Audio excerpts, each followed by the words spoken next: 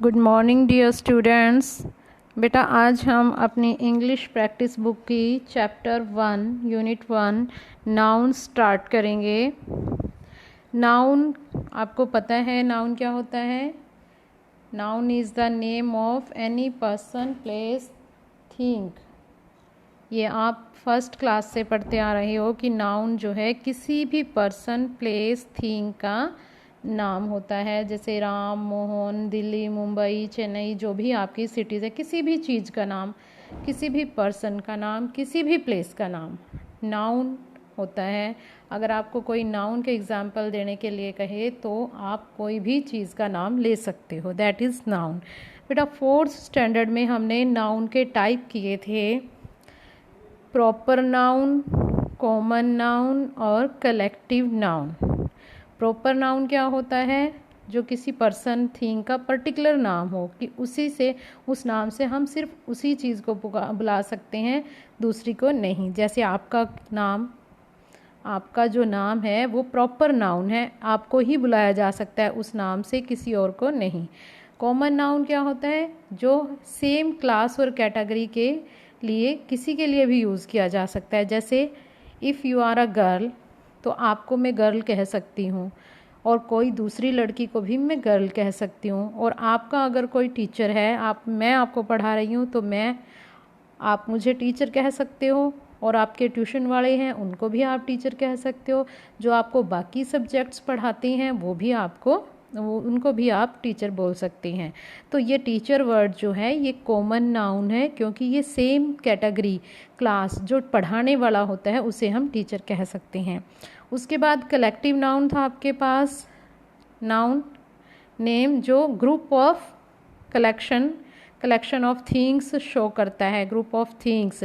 जैसे आपके पास था a herd of elephants, a bouquet of flowers. तो ये 3 टाइप के नाउन्स आप 4th स्टैंडर्ड में बेटा करके आए हो। और अब हमारे पास नाउन का नेक्स्ट टाइप है एब्स्ट्रैक्ट नाउन। एब्स्ट्रैक्ट नाउन क्या होता है? एब्स्ट्रैक्ट का मीनिंग होता है हिंदी में अमूर्त, जिसकी कोई पिक्चर ना हो। ठीक है, अमूर्त जिसकी कोई पिक्चर ना हो। ये ऐसा नाउन जिसको हम टच नहीं कर सकते, सिर्फ फील कर सकते हैं। आगे हम वर्कशीट्स करते हुए इसे अच्छी तरह से समझने की कोशिश करेंगे।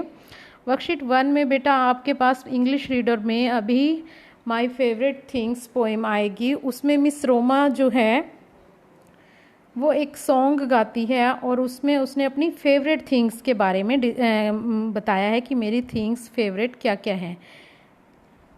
जैसे यहाँ पर कुछ एग्जाम्पल्स दिए हैं, rain drops on roses, whiskers on kittens, winters and snowflakes. ये उस मिस रोमा की फेवरेट थिंग्स हैं। विस्कर्स क्या होती हैं? किटन्स, जैसे कैट होती है उसके, या कैट के जो बच्चे होते हैं छोटे छोटे, उसके मुंह पर जो बड़ी बड़े बाल होते हैं वो लंबे लंबे, जिसको मूछें कहते हैं वो हम, तो वो उसे अच्छी लगती हैं। विस्कर्स ऑन किटन्स मीन्स ये हैं विंटर, सर्दी, स्नोफ्लेक्स बर्फ़ का गिरना, बर्फ़ के छोटे छोटे टुकड़ों का, ये उसकी फेवरेट थिंग्स हैं। तो अब आपको आगे दिया गया है, now write down any 5 of your favourite things in the blurb given below. तो यहाँ पर जैसे हम कुछ भी लिख सकते हैं अपनी फेवरेट थिंग्स। जैसे मैंने लिखा ice cream, small child, reading books, watching TV, flowers. तो ये हमारी फेवरेट थिंग्स हैं। लेकिन ये हमारी फेवरेट थिंग्स क्यों हैं? क्या क्वालिटी है इनकी जिसकी वजह से ये हमारी फेवरेट थिंग्स हैं? जैसे आइसक्रीम आप क्यों पसंद करते हो? I like ice cream for its taste. I like small child को हम क्यों पसंद करते हैं? बिकॉज ऑफ इट्स इनोसेंस, और आप क्यूटनेस भी कह सकते हो, जो उसका भोलापन होता है, इनोसेंस होता है वो, चाहे उसे कुछ भी कह लो, अच्छे बुरे की छोटे बच्चे को पहचान नहीं होती, बिल्कुल सच्चा होता है, इनोसेंस उसमें होती है। आगे आई लाइक रीडिंग बुक्स क्यों पसंद करते हो? क्योंकि इनसे हमें नॉलेज मिलती है। Next, I like watching TV for entertainment, मनोरंजन के लिए। And flowers, I like flowers for its fragrance. Flowers क्यों पसंद आते हैं आपको? क्योंकि फ्लावर्स की ब्यूटी भी होती है एक तो, और उनमें से जो खुशबू आती है वो भी हमें बहुत अच्छी लगती है। तो ये थी हमारी फेवरेट थिंग्स, और ये इनकी क्वालिटीज़ हैं जिसकी वजह से ये चीज़ें हमें पसंद हैं। तो अब आप ये देखेंगे, कैन यू टच और see the qualities for which you like your favourite things. बेटा ये हमारी जो फर्स्ट ब्लैंक में है फेवरेट थिंग्स हैं, और इधर उनकी क्वालिटीज़ लिखी हैं हमें क्यों पसंद हैं। अब आप ये देखो कि जो 4 इट्स के बाद हमने वर्ड्स लिखे हैं, taste, innocence, knowledge, entertainment, fragrance, क्या आप इनमें से किसी को भी टच कर सकते हो या देख सकते हो? टेस्ट को देखा है आपने कभी? टेस्ट की कोई पिक्चर आपके माइंड में आती है? अगर मैं कहूँ टेस्ट कैसा है इसका, नहीं ना। क्या करते हैं हम इन्हें सिर्फ फील करते हैं, सिर्फ हम इन्हें फील कर सकते हैं, ना तो हम टेस्ट को टच कर सकते हैं। अगर आप आइसक्रीम खा रहे हो तो आप आइसक्रीम को टच कर सकते हो, लेकिन आइसक्रीम खाने से जो आपको टेस्ट आ रहा है वो आप सिर्फ और सिर्फ फील कर सकते हो, आप उसे टच नहीं कर सकते। इसी तरह से इनोसेंस है, नॉलेज है। कितनी नॉलेज है आपकी? आप किसी के पर्सन की नॉलेज को कैसे गैस करते हो कि कितनी नॉलेज है? आप उसकी नॉलेज, उसके जब वो आंसर्स देता है, हर चीज़ का उसे पता है, तो आप क्या महसूस करते हो कि ये तो नॉलेज का भंडार है, बहुत नॉलेज है इसके पास। लेकिन आपने उसकी नॉलेज की कोई पिक्चर तो नहीं आप बना सकते, उसके टच तो नहीं कर सकते। आप पर्सन को टच कर सकते हो, लेकिन उसके माइंड में जो नॉलेज भरी हुई है आप उसे टच नहीं कर सकते। तो ये जो वर्ड्स हैं हमारे, हम इन्हें टच नहीं कर सकते, हम सिर्फ इन्हें फील कर सकते हो। ऑफ कोर्स नॉट, आप टच नहीं कर सकते, you can only feel them. The qualities that you have listed above are abstract nouns। तो abstract noun बेटा क्या है? किसी भी कैरेक्टर की क्वालिटी होती है, किसी भी चीज़ की क्वालिटी होती है वो। एडजेक्टिव और एब्स्ट्रैक्ट नाउन में क्या फ़र्क होता है? एडजेक्टिव तो डिस्क्राइबिंग वर्ड होता है कि वो डिस्क्राइब कर रहा है उसको, लेकिन quality of character possessed by that person, place और थिंग, तो उसको हम एब्स्ट्रैक्ट नाउन कहेंगे, जिसे सिर्फ हम फील कर सकते हैं, टच नहीं कर सकते और ना देख सकते हैं। I think it's clear to you. Next अब फॉर द टीचर में देखेंगे हम, explain abstract nouns name qualities, states, feeling, ideas which we can only think about but can not see or touch. की एब्स्ट्रैक्ट नाउन क्या होती हैं? किसी quality का नाम, स्टेट क्या होती है? जैसे हमारे माइंड की स्टेट है हैप्पीनेस, सैडनेस, फीलिंग्स हो गई, आइडियाज़ जो हमारे माइंड में आते हैं, that is abstract nouns. Abstract nouns are usually singular, कि वो सिंगुलर होते हैं, उनकी प्लूरल फॉर्म नहीं होती, but some of them can be used in the plural also, जैसे जॉयज़, मेमोरीज, आइडियाज़, ये प्लूरल फॉर्म में ही होते हैं, इनको हम लिखते हैं, लेकिन ये सिंगुलर ही होते हैं मोस्टली। नेक्स्ट है जैसे jealousy, happiness, speed, love, surprise, height, roughness. आप इन वर्ड्स को बेटा ध्यान से देखोगे, क्या आप किसी भी वर्ड को टच कर सकते हो? किसी भी क्वालिटी को आप इनमें से टच कर सकते हो? आपको जेलसी कहा है कि वो मुझसे जेलसी करता है या करती है, लेकिन आप कैसे पता लग रहा है आपको कि वो जेलसी करता है? आप सिर्फ फील करते हो उसके काम से कि वो आपसे जेलसी करता है, कि हाँ जब भी मैं उससे कोई बात करती हूँ तो उसका रिस्पॉन्स ढंग से नहीं देता और वो मेरे से बात नहीं करता, तो इट मीन्स वो मेरे से मानो जेलसी कर रहा है।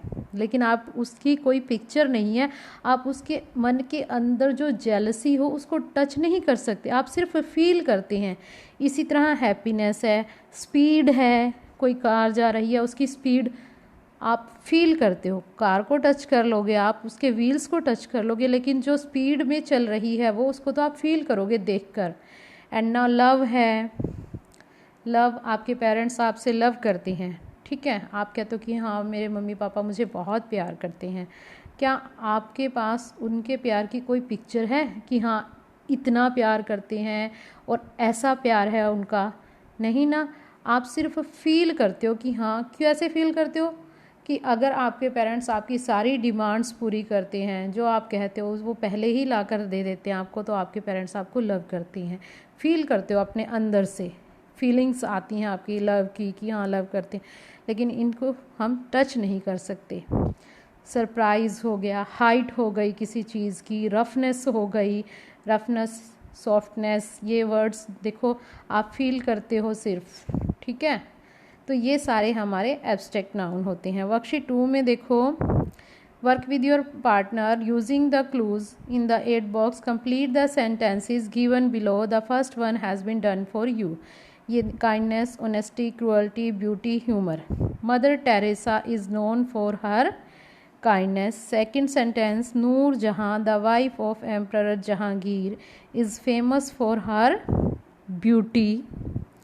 थर्ड है, Charlie Chaplin the comedian is remembered for his sense of humour. हंसाने की वजह से वो कमेडियन जो है जाना जाता है, चार्ली चैपलिन। नेक्स्ट है, Hitler the German dictator is known for his cruelty. Cruelty की वजह से जाने जाता है हिटलर।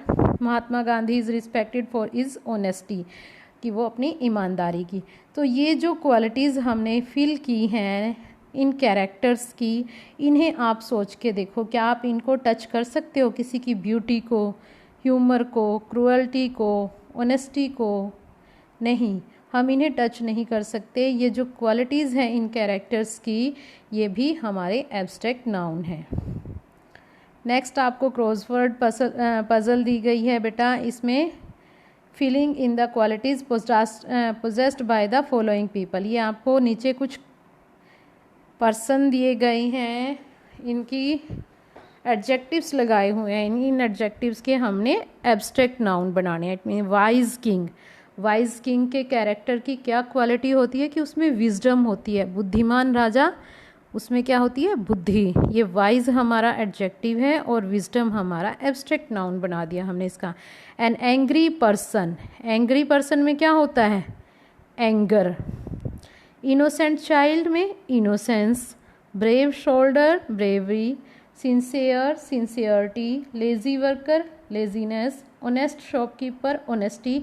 ये थोड़े लाइट हैं, लेकिन नंबर 1 के सामने डाउनवर्ड जो लिखा है वहाँ पर इसके स्पेलिंग प्रॉपर लिखे हैं, जैसे SINC नंबर 1 पर लिखा हुआ है सिंसियरिटी। यहाँ से आप देख सकते हो। ऑनेस्ट शॉपकीपर की quality honesty. Proud actor, pride. तो ये हमारे इन कैरेक्टर्स की क्वालिटीज़ थी जो इन्होंने पोजेस की हुई हैं, मीन्स इनके पास हैं।